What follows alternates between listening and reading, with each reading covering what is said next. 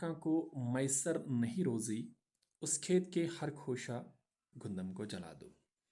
Assalamu alaikum warahmatullahi wabarakatuh. This is Mudassir at campus on my YouTube channel, Be Learner, Be Researcher. Today I have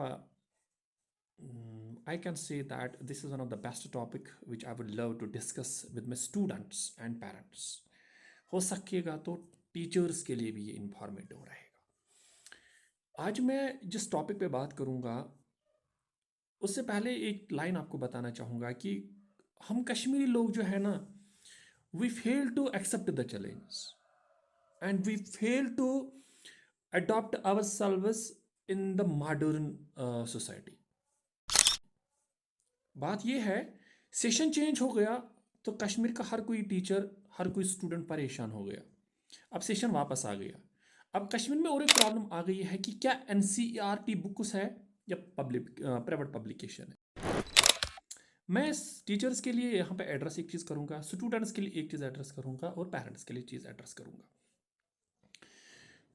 असल में important चीज़ जो हमारे लिए होता है वो है emotional maturity and cognitive domain. यानी कि अफेक्टिव डोमेन हमारा डेवलप होना चाहिए था, कॉग्निटिव डोमेन हमारे लिए डेवलप होना चाहिए.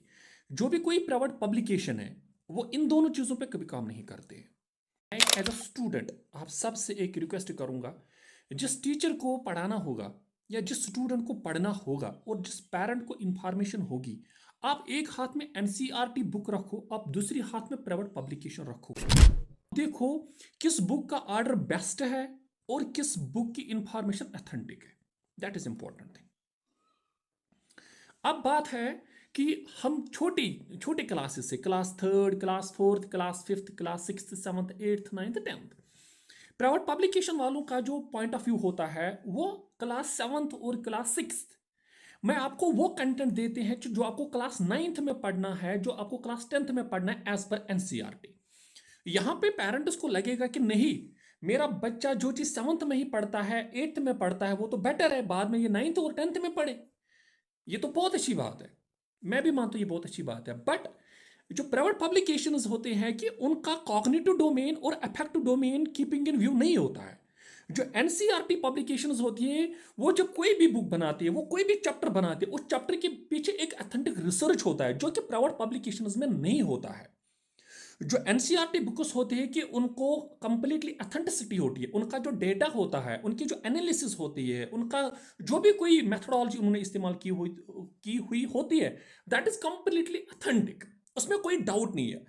अब मैं एक चीज आपको यहां पे बोलूंगा, अगर कोई बड़ा एग्जाम आपको देना है यूपीएससी लेवल का, चाहे आप एनटीए के एग्जाम की बात करोगे, चाहे आप नेट की बात करोगे, आप यूपीएससी किसी एग्जाम की बात करेंगे, उसमें अगर आपने कोई ऑब्जेक्टिव लिखा है, उस ऑब्जेक्टिव का आंसर एनसीईआरटी पे होगा और एनसीईआरटी पे वो जो ऑब्जेक्टिव होगा वो गलत था, आपको यूपीएससी, आपको एनटीए उस ऑब्जेक्टिव का आंसर देगा, एक्सेप्ट करेगा.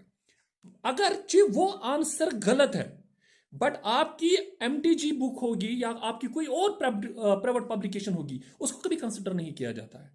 ये बात इंपॉर्टेंट है. अपने बच्चों को एज अ टीचर नहीं, एज अ स्टूडेंट आपको मैं एड्रेस करूंगा, अपने बच्चों को एनसीईआरटी की आदत डाल दो. क्योंकि जब कोई बच्चा एनसीईआरटी पढ़ेगा उसको खुद बहुत ज्यादा मेहनत करनी पड़ती है, क्योंकि एनसीईआरटी में हर कोई इंफॉर्मेशन होती है छोटी छोटी, इलॉबरेट करके नहीं होती है. एनसीईआरटी में हर कोई इंफॉर्मेशन होती है, इलॉबरेट करके नहीं होती है. प्राइवेट पब्लिकेशन में चीजें जो होती है वो इलॉबरेट करके होती है. इसका मतलब होता है कि आपके बच्चों का जो अपना इंटेलेक्ट है वो रुक जाता है, वो अपने इंटेलेक्ट से कोई काम ही नहीं लेते हैं. और एक चीज आपको यहां पे बताना चाहूंगा, जो आपको मैंने बोला है, जो प्राइवेट पब्लिकेशंस होती हैं, जो एनसीईआरटी होती है, प्राइवेट पब्लिकेशंस कभी कॉग्निटिव डोमेन और अफेक्टिव डोमेन के बारे में कभी नहीं सोचती है. लाइकवाइज आपको एग्जांपल एक दूंगा.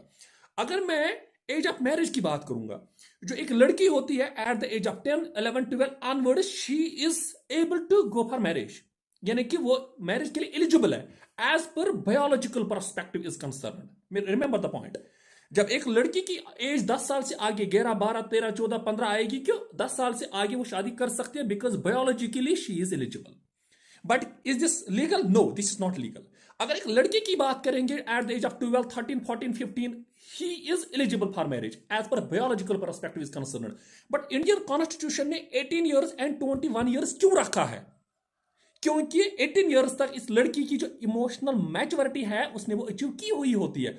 कॉग्निटिव डोमेन डेवलप हुआ होता है, अफेक्टिव डोमेन डेवलप हुआ होता है। इसी तरीके से जब आपका बच्चा 7th में जो चीज पढ़ता है, क्योंकि वो उसको 7th में ही पढ़ना है, क्योंकि उसका कॉग्निटिव डोमेन उसको एक्सेप्ट करता है, उसका अफेक्टिव डोमेन उसको एक्सेप्ट करता है, और जो 9th में चीजें हैं उसका कॉग्निटिव डोमेन उसको एक्सेप्ट करता है और उसका अफेक्टिव डोमेन उसको एक्सेप्ट करता है। बट प्राइवेट पब्लिकेशंस की वजह से क्या है कि चीजें जो है वो हमें अर्ली ऑन दिए जाते हैं।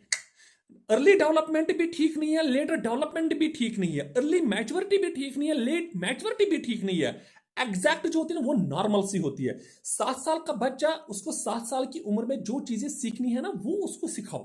हो सकता है कि there is a point of geniusness, वो 4% होती है, वो 3% होती है, वो 2% होती है, वो हर कोई नहीं होता है। मैं हर एक स्टूडेंट, हर एक टीचर, हर एक पैरेंट को ये चीज यहां पे एड्रेस करने की कोशिश करूंगा। सिर्फ आप बुक्स को मत देखो, आप बच्चों की इमोशनल मैच्योरिटी को देखो, आप बच्चों का कॉग्निटिव डोमेन देखो, आप बच्चों का साइकोमोटर डोमेन देखो। 8 साल की उम्र में, 10 साल की उम्र में, 12 साल की उम्र में, क्लास 8th में, क्लास 10th में, क्लास 12th में डोंट एक्सपेक्ट कि मेरा बेटा 10th में ही डॉक्टर बनना चाहिए। डोंट एक्सपेक्ट कि मेरा बेटा क्लास 8th में ही साइंटिस्ट बनना चाहिए। डोंट एक्सपेक्ट कि मेरा बेटा क्लास 12th में ही साइंटिस्ट बनना चाहिए। अरे नहीं, everything has its own time. Emotional maturity is important. जब टाइम आएगा, आपका कॉग्निटिव डोमेन और आपका affective domain, when they will come together along with the content, and you can see the miraculous will happen. तो ये मेरी सबसे message रहेगी कि आप अपने बच्चों को प्लीज़ एंड प्लीज़ मत फोकस कीजिएगा कि ये ज़्यादा इंपॉर्टेंट है, ये कम इंपॉर्टेंट है। नहीं, जो इंपॉर्टेंट है वो हर कोई चीज़ इंपॉर्टेंट है, but please please please and अपने बच्चों की मैच्योरिटी का ख्याल रखिएगा, अपने बच्चों के कॉग्निटिव डोमेन और अफेक्टिव डोमेन का ख्याल रखिएगा। Along with that I am requesting to the teachers as well, please accept this thing. इन स्टूडेंट्स को एज ए मशीन आप एक्सेप्ट मत करो, इन स्टूडेंट्स को एज इनोसेंट स्टूडेंट्स एक्सेप्ट करो। उनको गाइडेंस की जरूरत है, उनको असिस्टेंस की जरूरत है। Rest of the things they can इंशाल्लाह ताला they can do the miracles. तो ये मेरी तरफ से आप सबको मैसेज है। जिंदगी ने वफा की, तो इससे आगे कभी और मौका मिलेगा, आपके साथ और बात करने की कोशिश करेंगे। टिल दैट अपनी दुआ में मुझे याद रखिएगा। खुदा हाफिज।